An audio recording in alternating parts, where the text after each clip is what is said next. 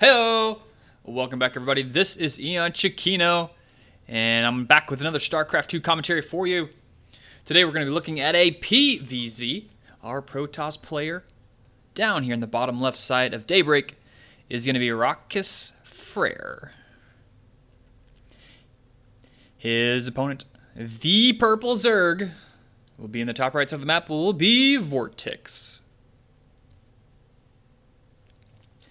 Now, Daybreak is one of my favorite maps. I don't know. There's just we've had it around for a while now. It's been in a lot of tournaments, and there's not too much that most people dislike about it. Overall, I think it's one of the better maps, if not the best map out there right now for StarCraft 2. A really good map. There's a lot of expansions. It's fairly large, but not too large. I have two Xel'Naga towers here for each player covering the entrance. You got the kind of middle blocked off there so you can't rush as fast. And there's plenty of Automaton 2000s around. It's always very, very important when you're talking about a map. So FRAER seems to be going for the Forge Fast Expand, PvZ, pretty standard opening. And he's going to go for a Scout, and he's going to see no spawning pool. So we'll probably see, Pylon block there, and then maybe Nexus first. I wouldn't be surprised if he goes Nexus first after not scouting a pool. But he's going to go back in there now, and he's going to see the pool there. So probably going to cancel that Pylon. Or he's going to do something crazy like build a Forge there, or actually be a Cybernetics Core. And actually, no, he can't build that yet. It'd be a Gateway, just to delay it as long as possible. But he's going to leave it up. And he's going to come down here to try and block this other one. This is the next natural location a Zerg will try to expand. So, of course, FRAER knows this. And he's going to throw down his little probe blocking pattern here. Forge going down for FRAER at his natural. And, oh, no, he gets the Pylon down. So VortiX is going to be forced to make a couple Zerglings, send them out, and take out this Pylon here at the natural, and then take the one down here at the bottom. So FRAER's got to be feeling pretty good about that opening. VortiX did go for pool first, so it didn't really delay him too much. And he's going to scout up here, see some cocoons being morphed there. More than likely those are going to be Zerglings. Pretty easy to discern that. The Overlord for VortiX has made it all the way across the map, and he's got an eye full of what's going on there. He sees the Nexus, he sees the Forge, and the Gateway. Zerglings getting split up here a little bit, one going to each, and he just might just go for a double expand right now. There we go. Hatchery and probably another hatchery right here, more than likely. He wants to keep it on that probe. He wants to make sure that thing doesn't put down any proxy pylons or anything like that. I mean, at this point in the game, there's really no reason not to do that as a Zerg player. You've got map control. You've got a lot of Zerglings, and all he has is a probe. So if you let him do something like that, get an advantage like have a proxy pylon somewhere on the map or high tech somewhere on the map, you really have only yourself to blame, because as a Zerg player in this situation, you have map control, and you can kind of just do whatever you want. The Protoss player is just kind of sneaking around. So I like how he's doing this. He's splitting up the Zerglings, one on the probe, one going to the Xel'Naga tower, another one at this Xel'Naga tower, and this one is going to go up to the top left to scout out this base. So really good use of his Zerglings here. That's what I like to see out of Zerg players. Just use those Zerglings to the fullest of their capabilities. So a lot of droning going to be happening here. More queens going to be produced. And just a lot of macro going on for the foreseeable future. You know, this is like this week and last week is probably the first time I've watched something more than StarCraft, and that would be the Olympics. I've been watching the Olympics, a lot. Now, granted, there hasn't been that many StarCraft, tournaments on right now.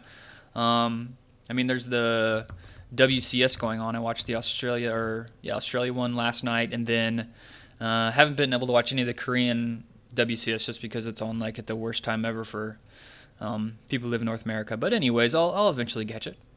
But I've been watching the Olympics, and the Olympics is pretty fun to watch. Every 4 years, it's good. It's kind of like bologna. Anybody had bologna before? It's like this certain type of meat mixture, and it's really weird. But it doesn't it's not good enough to eat all the time. It's only good enough to have as just like a one-off, like, oh, you know what? I haven't had bologna in like 4 months. I think I'll have bologna. And that's what I feel about the Olympics. It's like I couldn't watch it all the time because, you know, you can only watch someone, flip around for so long. But it's good. It's good for what it is right now. Really entertaining. So that's been keeping me busy. And droning and droning and droning. Workshorn and Evolution Chamber are going to go up here. And really great spots for these Overlords, obviously. Got them spread out around the map. So really nice scouting here from VortiX. Uh-oh. Okay, never mind. He's got 3 pylons on the way. I was going to say he's supply blocked, but he should be popping out of that pretty soon. 4 gas is up for FRAER. +1 on the way as well. Warp gate's done. And a Zergling and a Stalker doing a little bit of pressure out here. And VortiX is not going to over commit to making too many Zerglings here. He's actually going to pick off the Zealot, and he should be able to... He can't get the Stalker if FRAER micros this properly, just because the... Oh, no, he didn't. Oh, no, poor FRAER. He didn't micro properly. But yeah, there's no way that the Zergling should be able to surround a Stalker. But here we go. The pylon is down. Oh, my gosh. He's going to have the Stalkers there, and he's going to need some roaches. He's got 3 roaches on the way, 3 more Overlords in production. He has enough supply. He can make a lot more roaches. Speed is done. Or actually, I should say speed is just now being started. And he's going to lose some Overlords, so that's not going to supply block him. He's going to be forced to pull the drones, and FRAER is going to fall back. The roaches pop out. Is he going to continue this pressure? I don't think he will. I think he's just going to maybe make a couple more Stalkers because he knows the Stalkers can, just outrun roaches. They can outrun Zerglings for the time being. And there's a lot of Zerglings coming out here. He has to watch out for this creep, though. Zerglings are faster on creep. And if he takes in this hatchery, that's going to be pretty big here for FRAER. He's going to fall back, just do as much micro as possible. He just wants to shoot and skew with these Stalkers, abuse the range, and abuse the speed of these Stalkers. But like I was saying, Zerglings are faster than Stalkers on creep, so they can get surrounds. Their Zealots are being warped in. Blink is being researched, so I think FRAER is just kind of... okay, now he's going to fall back. I really like this play here. He still has that pylon there. And FRAER, I think this is a really smart move now, falling back. He forced a lot of units to be made. All of these could have been drones, but it was a really good timing there from FRAER. He only lost, I think, 1 or 2 Stalkers and maybe a Zealot. So he's keeping his army alive for this next push that's coming up. This will probably be like a +2 attack, blink attack with an Observer. At least that's what I'm anticipating coming out of FRAER here. More gateways. Yep, he's going to need all these gateways up for his production if he wants to have a big attack here. Now, VortiX is feeling, all right, he just forced me to make a bunch of units, and I need to try to counterattack here to see if I can do some damage. But FRAER's got this on lockdown so far. He's got some sentries out. At least what he can do here, VortiX is kind of in a bad situation, but at least what he can do here is force the sentries to use a lot of their energy. As opposed to just letting his roaches and Zerglings sit out here in the middle of the map and do absolutely nothing. So I like the just maybe poking, not going for a full-on attack, but at least poking, forcing the sentries to use their energy. VortiX is going to try and get us around. He's got the Zerglings up in there, and here he's going to go for a force field, lands, and he's going to get it. There's a lot of Zerglings, and he's going to fall back, and VortiX bit off more than he could chew there, and the blink is done. He showed it. And VortiX is going to lose a couple roaches there. So that's what I think that was a little bit of an overcommittal there from VortiX. I think he should have just kept with the poking and not with the, going with a full-fledged attack there. But he didn't lose too many units. Supply favoring him right now, 126 versus 96. VortiX setting up a 4th base out in the middle of the map. Hatchery did not die. He's actually researching Ventral Sacs upgrades. So we're going to see some Overlord drops right on top of this army. Upgrades for our Zerg player, +1 armor. Just now being started. He just finished the +1 missile attack. Zerglings do not have any upgrades yet. He was creeping up this top left base over here, so to prevent an expansion. But wow, look at this +3 in the way, so he's going to wait. And he's even going to throw up an expansion. Okay, I thought FRAER was maybe setting up for a timing attack here, just go for a 2 base all in, but no. FRAER is going to play it a little bit more straight up. He has a War Prism here with 4 Zealots in there. He's going to probably do some harass up here with some Zealots, while at the same time he probably pushes with this army, and maybe just defends with this army. We'll see here what he's going to do. Nothing in the main here to defend for VortiX, so these poor drones may get picked off here. He doesn't have any Overlords to scout that out at the top, so these Zealots are going to be able to do a little bit of damage if microed properly. He drops in there. He's probably going to put that in phase mode and get some more units in here. We will see. We will see. And Zealot's going to go straight for the Queen. I like that. Get rid of that larva production. And 1 Zealot's going to be up there at the top with that +2 attack. He's just shredding through those Zealots. These guys are just going to be kept those roaches busy, and he's going to pick them up. And he did manage to get a couple kills there.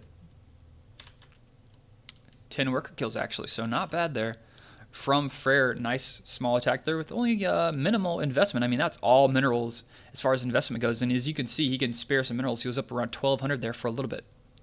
Wants to get another attack here, coming with the Zealots, but the Roaches are in position, and VortiX is going to be able to hold this off, picks him back up.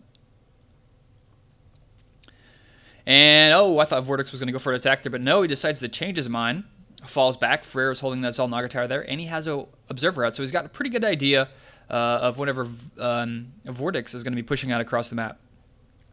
And FRAER taking back the Xel'Naga Tower here for a limited time, but at least denying that, forcing his opponent to put that Zergling there, put on hold position, just something else you have to force your opponent to do. FRAER pushing out now. +3 is just now about to finish, and this is going to be a serious attack. He's got 2 Immortals, sentries with quite a bit of energy, or 7 energy. The drop on the right is going to happen. Pick it up at the same time, but oh no, look at this huge Doom drop coming in from VortiX. Most of these are Roaches and Zerglings, and oh no, this is going to be bad news for FRAER, but FRAER at the same time attacking down the middle of the map, and this has turned into a good old-fashioned base race. Drop on the right side as well, maybe eventually. Nope, not going to go for it, but he's going to take out the Nexus at the same time. FRAER is going up into the natural of VortiX, and the Nexus is going to fall. He's going to take out the robotics facility, the pylons, everything here, and he's creeping up the whole base. FRAER does have a base at the top, so he's got a third up there. Zergling's now being sent into the natural. Probes are going to be forced to be pulled. He's only have 1 photon cannon here to deal any damage, but the probes are going to try and get away, but no, the Roaches and Zerglings are going to cut him off, and this base has got a lot of defense up here, a lot of photon cannons. Whoa, FRAER was ready for this, and the Roaches are busting through here, going to try and focus fire, kill down all the sentries. Most of them are dead. There's only 1 left that's probably going to fall. You really need to keep all these photon cannons up, keep these Roaches at bay, using the probes now to try and fight this off. Look at all the bases VortiX is making all around the map. Look at the mini-map. There's like 5 bases being produced right now. That's like 5 bases. And Zergling's here at the natural. There's just so many attacks going on. VortiX himself has lost his main. He's lost his natural. But he does have those 5 other bases he popped up. And FRAER is going to lose his Nexus here. He's going to lose this Nexus at his natural. FRAER doesn't have much of his base to speak of. So as far as bases go, VortiX is in the lead. But I think as far as army goes, yeah, it's going to be favoring FRAER. So FRAER has got the army lead, but he doesn't have the base lead. He's going to need to get a probe out. Yeah, he's got some probes out. He has an assimilator, but he is being revealed, if not yet, pretty soon.